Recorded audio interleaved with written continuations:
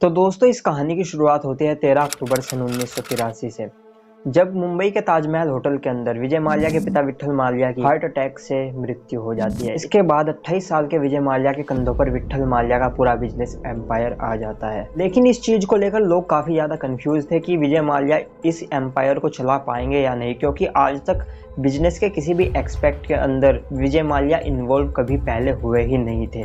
बल्कि विजय माल्या तो रेसिंग का शौक रखता था और इंडिया का एक नेशनल लेवल का फास्ट कार रेसर था।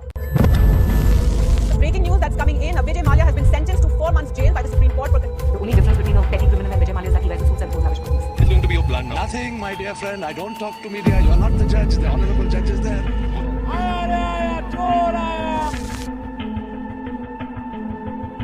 अब यूनाइटेड ब्यूरीज का पूरा ग्रुप विजय माल्या के कंधों पर आ चुका था, जिसके अंदर लगभग 60 कंपनी थी। इसमें से अपने एक ब्रांड के साथ काफ़ी ज़्यादा अटैच था विजय माल्या, जो ब्रांड था किंगफिशर। और अब विजय माल्या के ऊपर जब सारा बिजनेस आ ही जाता है तो विजय माल्या किंगफिशर ब्रांड को और ज़्यादा बढ़ाने की सोचता है। अब तक इंडिया के अंदर अल्कोहल कल्चर आया नहीं था, तो विजय माल्या सोचता है क्यों ना अल्कोहल कल्चर को इंडिया के अंदर लाया जाए। तो जिस चीज़ के लिए विजय माल्या सोचता है कि इंडिया के अंदर ब्रिटिश स्टाइल पब्स होने काफ़ी ज़्यादा ज़रूरी है, तो उसके बाद विजय माल्या अपना सबसे पहला पब बेंगलोर के अंदर ओपन करता है, जिसका नाम होता है द पब। तो उस टाइम पे बेंगलोर के अंदर और भी काफ़ी सारी आईटी कंपनीज आती है, जिसमें काम करने के लिए काफ़ी सारे यंग लोग भी बेंगलोर के अंदर रहना शुरू करते हैं।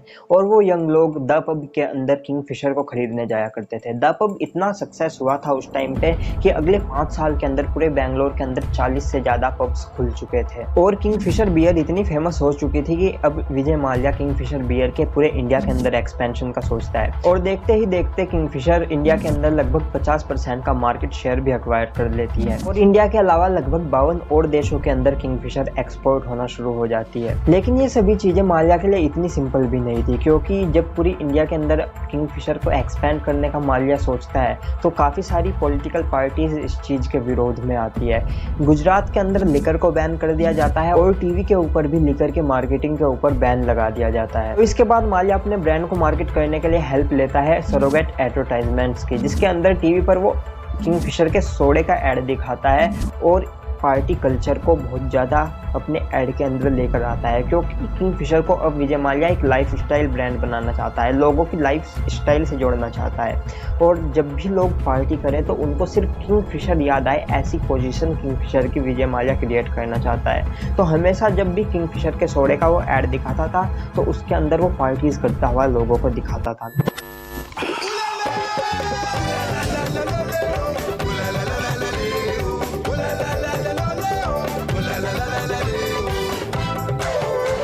Kingfisher, just too much. लेकिन अल्कोहल बिजनेस के अंदर इतनी सफलता के चलते लोग अब विजय माल्या को लिकर बैरन कहकर बुलाने लगे थे, जो कि विजय माल्या कभी नहीं चाहता था। इसके बाद विजय माल्या कुछ प्लान करता है और लगभग $250 मिलियन की एक डील साइन करता है एयरबस के साथ, जिसमें वो एयरबस से 12 एयरक्राफ्ट खरीदता है और 2005 में अपने बेटे के 18वें जन्मदिन के उपलक्ष्य के ऊपर वो एक एयरलाइन को लॉन्च करता है, जिसका नाम होता है किंगफिशर एयरलाइन। और अब लोग सोचते हैं कि किंगफिशर एयरलाइन सिर्फ किंगफिशर बियर की एक सरोगेट मार्केटिंग का तरीका है, लेकिन विजय माल्या के प्लान इससे काफ़ी ज़्यादा बड़े थे। विजय माल्या किंगफिशर एयरलाइन के थ्रू अपनी किंगफिशर बियर की सरोगेट मार्केटिंग के साथ साथ किंगफिशर को लाइफ के और एक्सपेक्ट्स के अंदर भी इन्वॉल्व कर रहा था, क्योंकि Vijay Mallya life style brand बनाना चाहता था किंगफिशर को। और सबसे इम्पोर्टेंट चीज़, किंगफिशर एयरलाइन के थ्रू विजय माल्या अपनी लिकर बैरन वाली इमेज को भी क्लियर करना चाहता था, जिसमें विजय माल्या सक्सेस भी होता है। तो इनिशियली किंगफिशर एयरलाइन की शुरुआत तो as a low cost carrier हुई थी, जिसके अंदर वो कोई भी ड्रिंक्स और फूड ऑफर नहीं करने वाले थे कस्टमर्स को।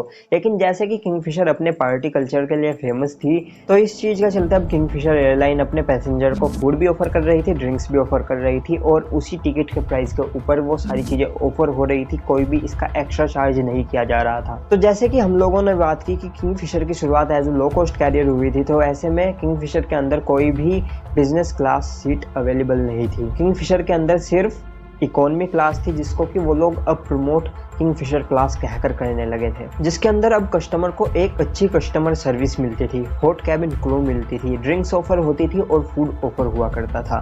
तो जून 2005 में विजय माल्या फ्रांस में एयरबस के फैक्ट्री विजिट के ऊपर जाता है, जिसमें वो हजारों करोड़ रुपए के प्लेन्स का ऑर्डर वहां पर देकर आ जाता है।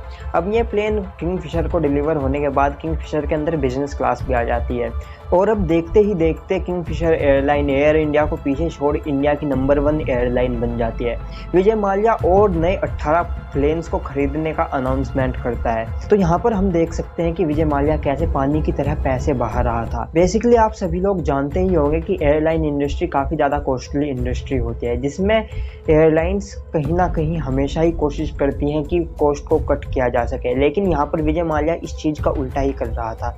विजय माल्या लगातार स्पेंडिंग्स को बढ़ाता जा रहा था। विजय माल्या अपने अंदर बिजनेस क्लास लेके आ गया था, जिस वजह से किंगफिशर की ऑपरेशनल कॉस्ट और 20% से बढ़ गई थी, जिसका रिजल्ट ये होता है कि 18 महीनों के अंदर 350 करोड़ रुपए का लॉस। लेकिन विजय माल्या यहाँ पर भी नहीं रुकता। विजय माल्या अब इंटरनेशनल एक्सपेंशन की सोचता है, लेकिन अब तक किंगफिशर को चालू हुए सिर्फ और सिर्फ 2 ही साल हुए थे और इंडिया के रूल्स के अकॉर्डिंग अगर किसी भी एयरलाइन को इंटरनेशनली एक्सपेंड करना है तो उसको डोमेस्टिकली लगभग 5 साल अपने पूरे करने होंगे, उसी के बाद वो इंटरनेशनल रूट पर अपनी एयरलाइन सर्विसेज को चालू कर सकती है।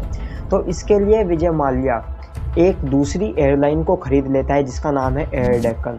एयर डेक्कन को मार्केट की वैल्यू से काफ़ी ज़्यादा प्राइस देकर खरीदता है और एयर डेक्कन एक लॉस मेकिंग एयरलाइन थी, उसके ऊपर भी काफ़ी ज़्यादा कर्ज था जो कि अब किंगफिशर के ऊपर आ जाता है। और एयर डेक्कन को चालू हुए अब तक 4 साल हो चुके थे, 5वां साल उसका होने वाला था, जिसके बाद विजय माल्या इंटरनेशनल रूट शुरू कर सकता था। और इन सब चीज़ों के अलावा विजय माल्या इस टाइम पे एक अपनी फार्मूला 1 टीम भी खरीदता है और एक क्रिकेट टीम भी खरीदता है और ये सारा काम वो अब तक लोन के पैसों पर कर रहा था। तो दोस्तों ये साल है 2008 में रिसेशन हिट करता है, जिस वजह से लोग एयर ट्रैवल करना कम कर देते हैं, जिस चीज़ का डायरेक्ट असर किंगफिशर के ऊपर होता है, क्योंकि किंगफिशर पहले से ही एक लॉस मेकिंग एयरलाइन थी, तो ये किंगफिशर के लॉसेस को बढ़ाने की काम करता है, जिस वजह से अब किंगफिशर को और ज़्यादा लोन लेना पड़ता है, अपने ऑपरेशंस के लिए लोन लेना पड़ता है, अपने स्टाफ की सैलरीज के लिए लोन लेना पड़ता है। और अब 2011 आते आते फ्यूल प्राइसेस भी काफ़ी ज़्यादा बढ़ चुके हैं। लगभग पहले $48 जो फ्यूल प्राइस हुआ करते थे वो अब $130 हो चुके हैं, जो कि किंगफिशर की हालत को और भी ज़्यादा ख़राब करते हैं। और अब वेरिटास की एक रिपोर्ट भी सामने आती है जिसका नाम होता है अ पाई इन द स्काई,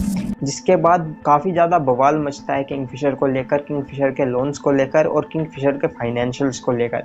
इसी के बाद किंगफिशर के ऊपर एक इन्वेस्टिगेशन भी बैठती है जिसमें ईडी कुछ सवाल माल्या से पूछना शुरुआत करती है। और इसी के साथ ही इंडियन ऑयल भी किंगफिशर की क्रेडिट लाइन को बढ़ाने से मना कर देती है। इंडियन ऑयल बोलती है कि अब कैश लेकर आओगे तो तुम्हें फ्यूल मिलेगा, अदरवाइज नहीं मिलेगा, जिस वजह से अब ऑपरेशंस को भी रोक दिया जाता है। अब लोगों को सैलरीज मिलने भी बंद हो चुकी है, जिस वजह से अब एयरलाइन के एम्प्लॉयज़ प्रोटेस्ट करना शुरू कर देते हैं। और अब इसके बाद एक खबर आती है कि किंगफिशर के किसी एम्प्लॉय की पत्नी ने सुसाइड कर लिया है। सुसाइड लेटर में वो लिखती है कि उसके हस्बैंड को पिछले 6 महीने से सैलरीज नहीं मिली है। और इन सब चीज़ों के बाद ये भी सामने आता है कि सिर्फ सैलरीज इंडिया के अंदर ही लोगों को नहीं दी जा रही है, बाकी देशों के अंदर किंगफिशर अपने एम्प्लॉयज़ को पे कर रही है। लेकिन इन सब चीज़ों का कोई भी इम्पैक्ट माल्या के ऊपर देखने को नहीं मिलता। अभी भी माल्या किसी यॉट के ऊपर कुछ एक्ट्रेस के साथ, कुछ मॉडल्स के साथ एक कैलेंडर शूट के ऊपर बिजी होता है। तो ऐसे ही अब कुछ टाइम बीतता है, पैसे ख़त्म होना शुरू हो जाते हैं और अब 9,000 करोड़ रुपए के लोन के ऊपर विजय माल्या डिफ़ॉल्ट कर देता है। 18 दिसंबर 2015 विजय माल्या का 60वां जन्मदिन है, जिस उपलक्ष्य में विजय माल्या एक बहुत ही ज़्यादा ग्रैंड पार्टी थ्रो करता है, जिसमें करोड़ों रुपए विजय माल्या खर्च कर देता है। जिसके बाद अब इस केस के अंदर CBI भी इन्वॉल्व हो जाती है। विजय माल्या को अब विलफुल डिफ़ॉल्टर माना जाता है। मार्च 2016 में माल्या को कोर्ट कहीं बाहर जाने से मना कर देती है, लेकिन अब कुछ मीडिया रिपोर्ट के द्वारा पता चलता है कि माल्या पहले ही फरार हो चुका है और उसके बाद माल्या लंदन में पाया जाता है। 13 मार्च 2016 हैदराबाद कोर्ट माल्या के खिलाफ एक नॉन बेलेबल वारंट इशू करती है, जिसको कि माल्या का लॉयर हायर कोर्ट के अंदर में चैलेंज करता है और 15 अप्रैल 2016 को स्पेशल कोर्ट भी पाती है कि माल्या ने लगभग 4000 करोड़ रुपए मनी लॉन्ड्रिंग के थ्रू टैक्स हेवन कंट्रीज के अंदर में भेजे हैं और अब गिल्टी पाने के बाद माल्या के खिलाफ नॉन बेलेबल वारंट इशू करती है। इसके अलावा भी माल्या के ऊपर काफ़ी सारे केस इस टाइम पे चल रही होते हैं, जैसे कि काफ़ी सारे एयरपोर्ट के चेक बाउंस होने का केस, जिसके साथ साथ उसकी एम्प्लॉयज़ की सैलरीज ना देने का केस और इसके अलावा भी काफ़ी सारे और केसेस। 24 अप्रैल 2016 माल्या के पासपोर्ट को रिवोक कर दिया जाता है। 2 मई 2016 माल्या को राज्यसभा से रिजाइन करा दिया जाता है, क्योंकि राज्यसभा का एक मेंबर था माल्या, तो अब उससे रिजाइन ले लिया जाता है।